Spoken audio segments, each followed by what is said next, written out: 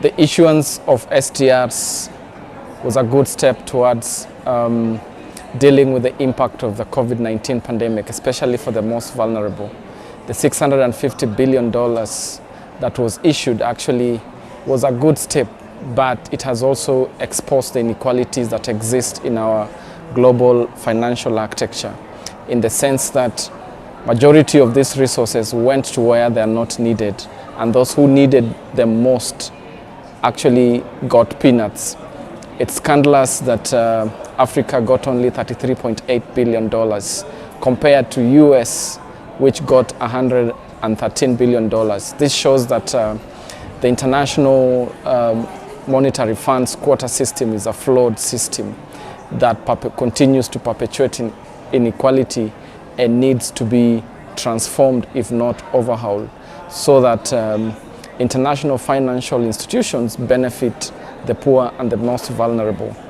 But the $33 billion was an additional resources to the continent, and how they're utilized at the national level was also important.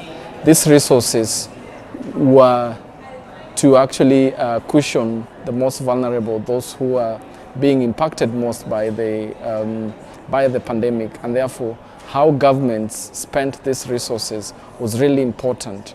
The transparency in the allocation, the transparency in the usage of these resources was really, really critical to ensure that they benefit those who needed the most.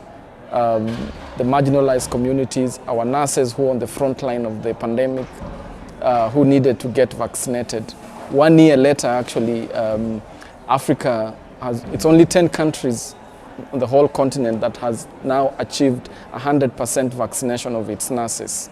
So you can imagine how these resources were being used.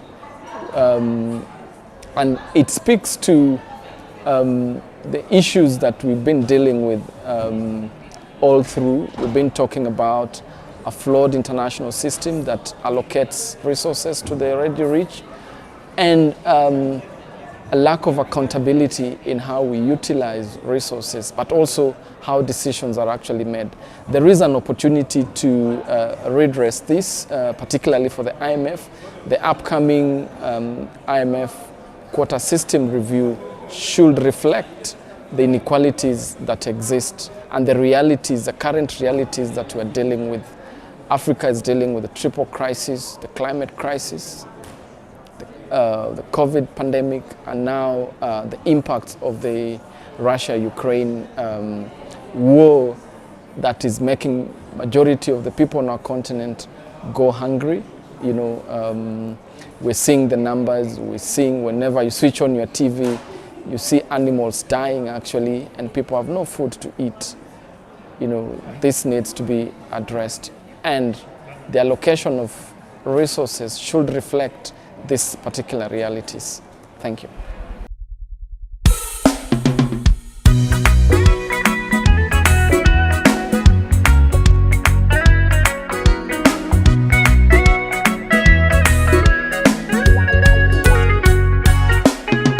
We call for policies and practices that put people first. We call for policies and practices that put people first. You and I are the people who hold our governments to